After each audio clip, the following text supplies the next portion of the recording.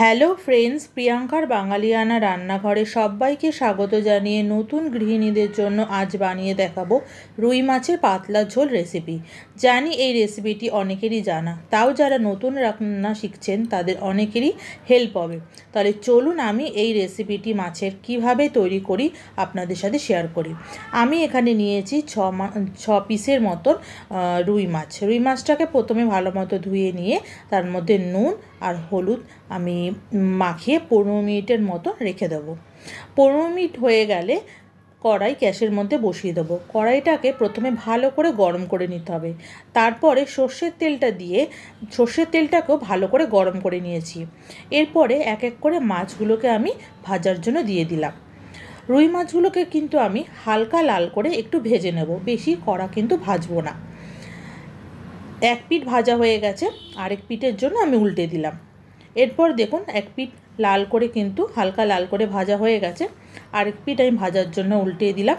ঠিক এই রকমভাবেই লাল করে আমি রুই মাছগুলোকে ভেজে তুলে রাখবো। রুই মাছগুলো আমার ভাজা হয়ে গেছে, আমি এক এক করে তুলে রাখছি।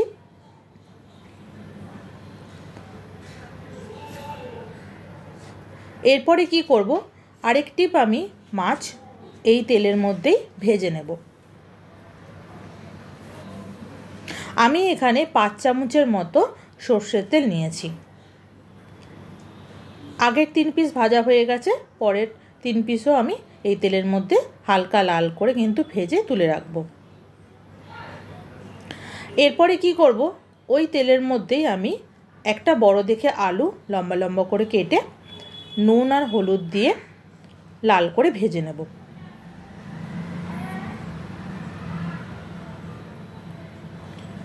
দেখুন সুন্দরভাবে কিন্তু লাল করে আমার আলুগুলো ভাজা হয়ে গেছে। আলুগুলোও কিন্তু এখন আমি একটা বাটির মধ্যে তুলে রেখে দিচ্ছি। এরপর ফোড়ন দেব। ফোড়নের জন্য প্রথমেই আমি দিয়ে দিচ্ছি এখানে শুকনো লঙ্কা, 2টো তেজপাতা, দিয়ে দেবো 1 চামচের মতো সাদা জিরে। ফোড়নটাকে একটু নাড়াচাড়া প্রথমে করে নেব। তার আগে আমি একটু দিয়ে দিলাম অল্প করে চিনি, যাতে মাছের ঝোলের কালারটা সুন্দর আসে। এরপরে দিয়ে দিচ্ছি 2টো পেঁয়াজ কুচি। পেঁয়াজটাকে দিয়ে ভালো করে একটু নাড়াচাড়া করে নিচ্ছি। পেঁয়াজটা তাড়াতাড়ি নরম হওয়ার জন্য আমি এখানে দিয়ে দিচ্ছি অল্প করে লবণ। লবণটাকে দিয়ে পেঁয়াজটাকে আমি একটু ভাজা করে নেব। পেঁয়াজটা কিন্তু লাল করে দেখুন ভাজা হয়ে গেছে। এরপরে আরও একটু নাড়াচাড়া করে নিয়ে আমি এখানে দিয়ে দেবো আদা, টমেটো আর কাঁচা লঙ্কা পেস্ট। লঙ্কাটা আমি নিয়েছি 5 থেকে 6টার মতো, আদা নিয়েছি 1 কোয়া আর টমেটো নিয়েছি একটা মিডিয়াম সাইজের টমেটো। পেস্ট করে আমি দিয়ে দিয়েছি। দেওয়ার পর ভালো করে দেখুন একটু কষিয়ে নেওয়ার পর আমি এখানে কিছু মশলা দেব। যেমন দিয়ে দিলাম এখানে কাশ্মীরি গুঁড়ো লঙ্কার গুঁড়ো, দিয়ে দিলাম ধনে গুঁড়ো।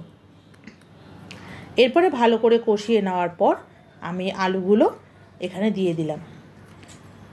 এবার আলুর সাহায্যে মশলাটাকে কিন্তু ভালো করে গ্যাসটাকে কমিয়ে ভালো করে সেদ্ধ করে নিতে হবে, যাতে মশলার সাথেই আলুগুলো অনেকটা সেদ্ধ হয়ে যায়। ভালো করে দেখুন আলুটা আমি মশলার সাথে কষিয়ে নিচ্ছি। কষিয়ে নেওয়ার পর 1 কাপের মতো জল আমি প্রথমে দিয়ে দিলাম। আর জলটা কিন্তু অবশ্যই গরম জল হতে হবে। গরম জলটা দিয়ে ভালো করে গ্যাসটাকে বাড়িয়ে আমি একটু ফুটিয়ে নেব। যেই ফুটে আসবে তখনই আমি মাছগুলো এক এক করে ঝোলের মধ্যে দিয়ে দিচ্ছি। এবার ঝোলের মধ্যে দেওয়ার পর 5 থেকে 10 মিনিটের মতো ঢাকা দিয়ে রেখে দিলেই কিন্তু তৈরি হয়ে যাবে এই গরমে রুই মাছের পাতলা ঝোল রেসিপি। এই রেসিপিটি কিন্তু গরম ভাতের সাথে জাস্ট অসাধারণ লাগে খেতে। আর গরমকালে কিন্তু আমাদের পাতলা ঝোলই খেতে ভালো লাগে। ভালো করে মাছটাকে ফুটিয়ে নেওয়ার পর আমি এখানে দিয়ে দিচ্ছি 1 চামচের মতো গরম মশলার গুঁড়ো, দিয়ে একটু ভালো করে নাড়াচাড়া করে দিলেই কিন্তু তৈরি হয়ে গেল আজকে আমার রেসিপি রুই মাছের পাতলা ঝোল। দেখুন তো আপনাদের কেমন লেগেছে। আপনাদের যদি ভালো লেগে থাকে প্লিজ একটা লাইক করবেন, শেয়ার করবেন আর আমাকে অতি অবশ্যই কমেন্টে জানাবেন যে আপনাদের এই রেসিপিটি কেমন লেগেছে। যদি এতক্ষণ অবধি আপনারা রেসিপিটি দেখে থাকেন তাহলে বলবো প্লিজ ছেড়ে যাওয়ার আগে একটা সাবস্ক্রাইব করে দেবেন। সাবস্ক্রাইব করে পাশে থাকা বেল আইকনটা প্রেস করবেন যাতে আমার চ্যানেলের প্রতিটি রেসিপি আপনাদের কাছে আগে পৌঁছয়। তাহলে আপনারা দেখুন খুব সহজেই রুই মাছের পাতলা ঝোল আমি কিভাবে তৈরি করলাম। আপনারাও বাড়িতে তৈরি করুন, আশা করব আপনাদের খেতে ভালো লাগবে।